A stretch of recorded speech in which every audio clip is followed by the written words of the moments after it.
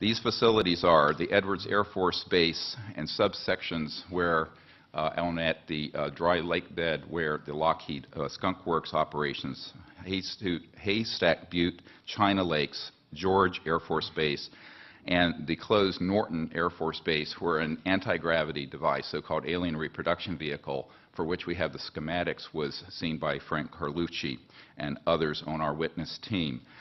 Tabletop Mountain and Blackjack Control.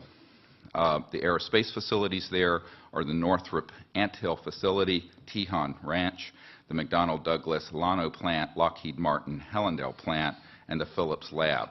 At the Nellis Air Force Facility, so-called Area 51, no one calls it that. There's S4 and S12, Pahut Mesa, Groom Lake, and a number of sub-facilities. The most important facility is in Utah, near Provo, the Dugway Proving Grounds, all of which is underground, and the airspace above it is classified. There are no roads into this facility. The New Mexico facilities include Los Alamos National Labs with underground connectors to the so-called Dulce area where the biological work is being done, and Kirtland Air Force Base. And the complex there includes Sandia National Laboratories, Phillips Labs, Manzano Mountain Weapons Storage Facility, Coyote Canyon, and the White Sands Complex. In Arizona, near Fort Huachuca, which is Army Intelligence Headquarters, there is a UGB underground base where one of our witnesses, who will testify, worked on 9 separate extraterrestrial vehicles that had been down through advanced electromagnetic pulse weapons, and there are several different species of extraterrestrial biologicals stored at that facility. The other facilities, and this goes on, include a special compartmented area of Cheyenne Mountain, where we have witnesses in our team who can be subpoenaed, where we have tracked extraterrestrial vehicles in our solar system that were measuring 26 miles in diameter. There are also facilities in Australia, a key one being Pine Gap, the so-called Alice Springs facility, which is mostly a U.S. Air Force facility, even though it is in Australia. I recently talked to the Deputy Prime Minister of Australia about this. Also, the Redstone Arsenal and the Marshall Space Flight Center.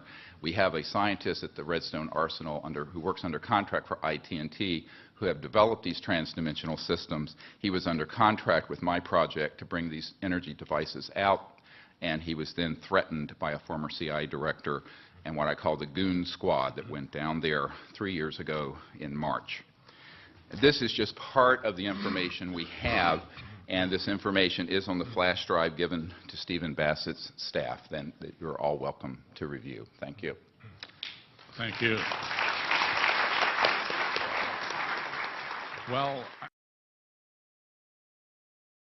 and I think in the early days, I'm talking the 1930s, 1940s, they didn't really know what they were dealing with. They also did not understand the technologies. And I think that they also didn't know why these visitors were here. For example, the big increase in all the sightings around the world happened at the time when we began to detonate nuclear weapons. This is not an accident. And I've been told by senior intelligence officials that essentially a big red flag went up over our planet saying we were in trouble. But not only are we in trouble, but we could be a threat to others, because you combine going into space, the early stages of space travel, and the use of hydrogen bombs and nuclear weapons, and a civilization on Earth that was still very violent, as you look around the Earth even today, of course. So this is something that any enlightened or even self-interested civilization observing the Earth, which I think we've been under observation for thousands of years, would be greatly concerned. But our military and government were completely shocked by this and didn't know what to do with it. I think that's the early, but later, I understand, of course, President Eisenhower wanted to make an announcement about this after he had a meeting near Edwards Air Force Base in 1954. But he was prevented from doing so by what he later called the military-industrial complex, because the interests for secrecy really fall into 3 broad areas. One is the inertia of the secrecy. Once you start something secret and you have made so many lies and frankly killed so many people and threatened so many people, and you've lied to Congress and you've lied to presidents, how do you bring this out? They painted themselves into a black box, black corner. The other, so that's the inertia. The other is that there were Orthodox religious interests that did not know what to make of this. And I've had discussions with senior levels at the Vatican to discuss this. And today, most mainstream religious groups would say, well, there's one supreme being in the universe, and there are many children of God, and we're all children of God. This is what Monsignor Balducci said when we interviewed him at the Vatican. But the Orthodox and fundamentalists would view this in a very disturbing way, because it would upset their worldview. And I think then the biggest became the technological and scientific end of this. Once we retrieved, back in the 30s and 40s and 50s, several of these extraterrestrial vehicles and began to study them, we combined that knowledge with knowledge we already had. Because remember, we had some people like T. Townsend Brown and the B-Field-Brown effect who were studying anti-gravity quite independent of this issue back in the 20s, 30s, and 40s. But when their information got combined with studying these spacecraft, they figured out, this is how they're working. And they realized it's the end of oil. It's the end of the need for coal. It's the end of the combustion engine, the internal combustion engine. It's the end of transmission lines for electricity, because the energy that these spaceships are using, what people call UFOs, we don't call them, no one in the business calls them UFOs. They are not unidentified and they don't fly. We'll get to this. But these objects are extracting energy from the fabric of space, okay, around, not outer space, but the fabric of space. And in fact, even the early Lockheed and Northrop experimental spaceships that we have built, and we're talking 1950s and 60s, were called flux liners because they were pulling energy from the quantum flux field, what's called the quantum flux field that's in the space in this room. And every cubic centimeter of space, for example, in this room has enough energy to run the Earth for a day. It's a huge amount of energy. And so once this was really figured out by the mid-50s, long time ago, 50 years ago, they knew that this would be the end of the oil cartels and the international financial petrodollar system, and a huge amount of the industrialists would then have to change their whole way of operating. Because think about it. What happens when every village in India or sub-Saharan Africa can have a device that looks like a generator, and it's extracting energy from this quantum flux field? Suddenly, you have an economic growth all over the world. And this is a wonderful thing. It would be the end of poverty. But it would also be the end of the economic hegemony, where Europe and America, with 600 million people, dominate the whole global economy of 6 billion. So this is a huge geopolitical problem. And so the issue isn't about just money, it's about power. Who has the power? How the Earth is run? Who is running Earth? And then you have another issue. And that is, there are people who view the world as they understand it. And in America we have a saying, if you wear rose-colored glasses, you see everything in the world is rose-colored. But if you're wearing glasses that are conflict-colored, colored with a sort of paranoid and militaristic view of the world, you're going to view these visitors as a threat, and you're going to respond to them as a threat, even though there's no evidence that they're a threat. I want to be very clear on this. There's no objective evidence that anyone has been harmed by these visitors, and there's certainly no evidence that they're a threat to us. There's a lot of evidence, however, that they're concerned about our threat to the peace and the order of space. Why? Because our technological capabilities and our weapons have surpassed our social and spiritual development, clearly.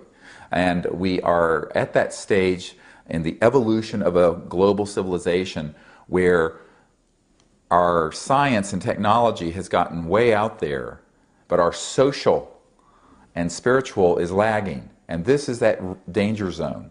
And Earth is in this danger zone now. And they know this. These visitors from other civilizations, other planets know this. So, unfortunately, I think that they have had a great concern about our nuclear facilities. We know this. We have colonels and lieutenant colonels who are Strategic Air Command and the Atomic Energy Commission who have testified at disclosureproject.org that every single one of our nuclear weapon storage areas have been visited by these ET spacecraft because they were obviously concerned. And in the Soviet Union also, in Russia. We have spoken to people with the KGB and with their space command.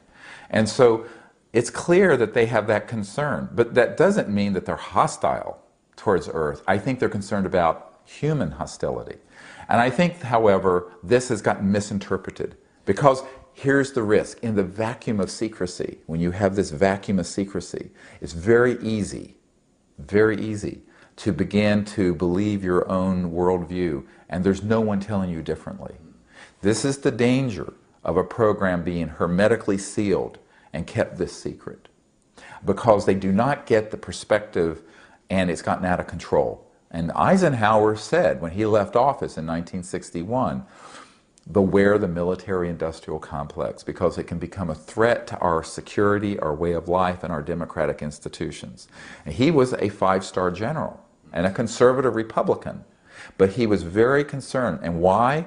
We have people who worked with him in the White House at that time who have told us, who are witnesses for our group, that he had been stabbed in the back by people who wanted to keep this secret and actually trumped or violated his presidential power and took these projects and hid them deeper and deeper and deeper.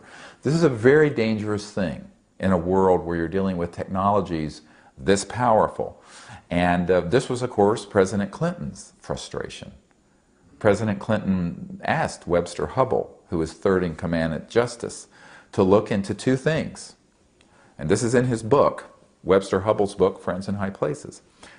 Clinton wanted him to find out about what are these UFOs and, well, who's keeping it secret and why, and who killed Jack Kennedy, because Jack Kennedy was his hero. Well, we discovered there was a connection.